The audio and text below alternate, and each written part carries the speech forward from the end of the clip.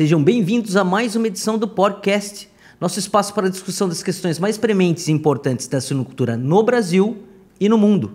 E hoje temos a honra de receber novamente aqui o médico veterinário João Victor Facchini Rodrigues para darmos sequência ao nosso bate-papo sobre como maximizar o peso dos leitões da desmama.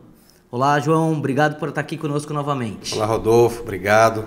Mais uma vez é uma enorme satisfação poder estar aqui para a gente conversar um pouco sobre esse tema. João, no programa anterior nós falamos sobre a importância da fêmea para o desmame de leitegadas mais uniformes e pesadas, falamos sobre o papel da genética, a gente falou um pouco sobre manejo reprodutivo, sobre a importância do manejo reprodutivo para a expressão desse potencial genético e terminamos falando sobre a qualidade da equipe, a qualidade dos colaboradores.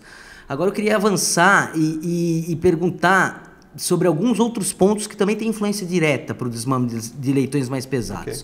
Por exemplo, a ambiência. A ambiência, sabe-se, vem evoluindo bastante, sabe-se que é um ponto bastante importante. Que poderia contextualizar e dar algumas recomendações? Como é que a ambiência influencia no rendimento e na pesagem do leitão ao desmame? Rodolfo, maravilha. Vem sendo muito debatido esse ponto. Porque vem crescendo as disponibilidades, opções de climatização, existem equipes especializadas exclusivamente para trabalhar com a parte de ambiência para o suíno, isso não só voltado para a matriz, mas também para crescimentos. E se a gente for verificar, não adianta a gente querer uma alta prolificidade, alto desempenho genético, alto desempenho reprodutivo e não fornecer um ambiente adequado, né? Isso faz parte de bem-estar animal, de boas práticas de produção, né? E vai favorecer para nós alcançar aqueles resultados que a gente tanto almeja, né? Então, se a gente for analisar o grande desafio pensando em maternidade, né, é a gente entender de que tem uma diferença também um pouco entre o que a gente direcionar para a qualidade de ambiente, né, de ambiência para fêmea e para leitão. São duas categorias de animais. Exatamente, duas categorias de animais. E se a gente for analisar para a fêmea, a gente sabe que o estresse térmico, a amplitude térmica, ele pode trazer malefícios para a cinética de parto, né, partos mais demorados, partos mais longos, aumento de natimorto. A gente pode influenciar sobre mortalidade de fêmeas em fase de lactação. O próprio consumo de ração, né? Totalmente influenciado o consumo de lactação de acordo com a ambiência que a gente tem, que vai impactar diretamente na qualidade do desmamado. E existem várias formas de proporcionar essa melhoria, né, de ambiente, de ambiência para a fêmea. E o principal que hoje a gente vê é justamente a climatização fechada, né, climatização de pressão negativa. E os cuidados básicos a gente tem que tomar no projeto, né? Calcular de forma correta de como que vai ser feito, tamanhos de salas, tamanhos de celas, porque a gente quer buscar uma temperatura ótima, né, um ambiente ótimo para o momento do parto e ao longo de toda a lactação, que também tem diferenças aí de fases e especificações bem distintas. Tá? E no caso dos leitões, como é que você faz essa divisão? Assim, existe um conforto térmico para a fêmea e um conforto térmico para os leitões. Sim. Para os leitões, como é que você fornece esse conforto para eles? Maravilha. Se a gente for assim, vamos até voltar um pouquinho para trás, para a gente oferecer um conforto térmico para a fêmea, tá? Okay. Vamos pensar que a gente vai oferecer um conforto térmico para o parto e um conforto térmico para lactação. Tá? A gente geralmente tenta proporcionar em torno de 21 a 23 graus, né, no momento de parto, em salas de parto. Tá? E isso vai ser trabalhado via o projeto de ambiência, via a estrutura que é utilizada pela granja, e ao longo da lactação, ao longo dos primeiros dias, da primeira semana, essa temperatura ela vem reduzindo para a gente oferecer próximo a 19 graus, tá? 20 graus para a fêmea, para a matriz ao longo da lactação, para um bom consumo, boa produção de leite. Tá?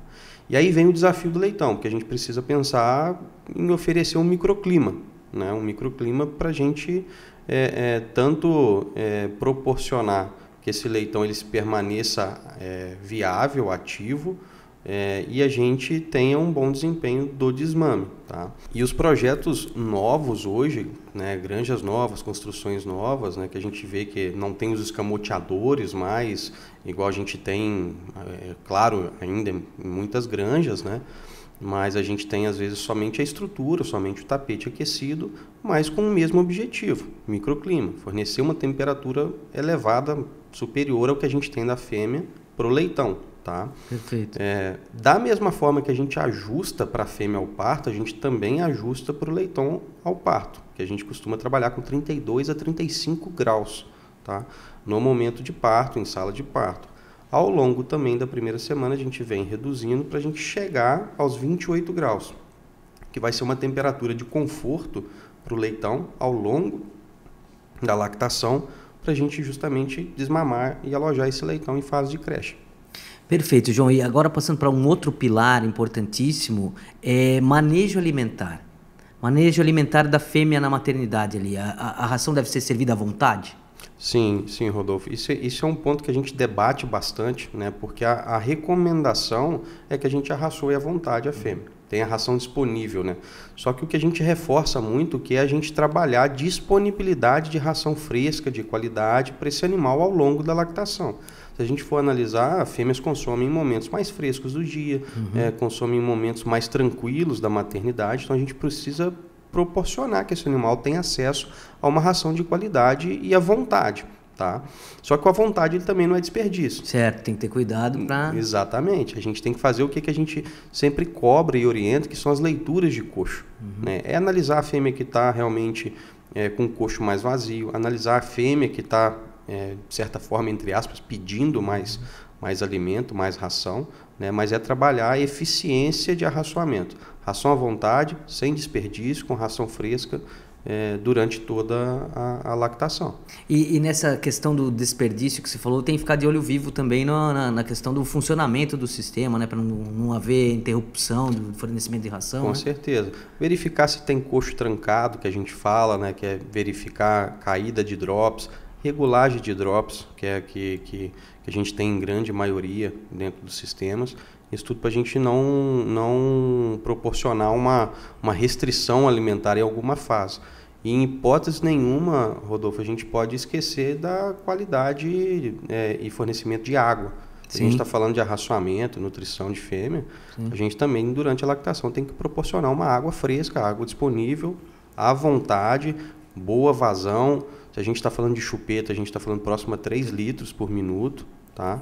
A gente também proporcionar para que a fêmea beba água e coma. E qual que é a relação entre o número de fêmeas e o bebedouro? Existe essa relação? Na verdade, se a gente for olhar a maternidade, é uma chupeta ou uma taça ou um bebedouro por animal, né? Porque cada animal vai ter sua cela e se a gente for direcionar gestações, sim, gestação coletiva, a gente vai trabalhar com uma chupeta para cada 10 fêmeas gestantes. Preparação de leitor, a gente também trabalha com uma chupeta para cada 10 fêmeas em preparação. Pensando em água para fêmea lactante, né? A gente tem que preocupar vazão, disponibilidade, pressão, tipos de bebedouros que a gente vai trabalhar para ter água fresca e disponível sempre. E para finalizar, João, que cuidados precisam ser tomados no período do periparto e da lactação para você desmamar leitões mais pesados, mas também para você deixar as fêmeas em plenas condições para seguir o seu ciclo produtivo? Praticamente é um resumo, se a gente for apanhar da primeira gravação que a gente fez, né? E desse início dessa segunda. Tá? A gente precisa fazer um apanhado e entender de que, primeiro ponto, eu preciso introduzir uma fêmea na lactação, na maternidade, com boa saúde, boa condição corporal, boa estrutura, para que esse animal ele realmente entre na maternidade, para que tenha um bom parto e um bom período de lactação. O segundo ponto que eu te diria é a gente preocupar com a ambiência. A gente precisa alojar de forma correta, ambiente, temperaturas adequadas, 21 a 23 graus para a fêmea no momento de parto, depois trabalhar a temperatura de 19 a 20 graus, temperatura conforto para a lactação, né? Atenção, né? Um bom treinamento de colaboradores, de funcionários para uma boa atenção ao parto, que o objetivo é a gente ter o máximo possível de leitões vivos, para a gente ter o máximo possível de qualidade e quantidade de leitões desmamados, né? E trabalhar colostragem de leitão, trabalhar temperatura de leitão, microclima de leitão é fundamental para que a gente realmente direcione essa qualidade. A partir do momento que eu tenho a junção de boa fêmea entrando na maternidade, com bom processo de parto, com boa ambiência, fêmea com saúde, uma atenção especial para o leitão, a gente vai atingir o nosso objetivo, que é desmamar leitões com bom peso ao desmame. João, queria agradecer você, é sempre muito instrutivo conversar contigo. Maravilha, Rodolfo, obrigado aí pela oportunidade e até uma próxima. Essa edição do podcast vai ficando por aqui. Um abraço a todos vocês e até o próximo programa.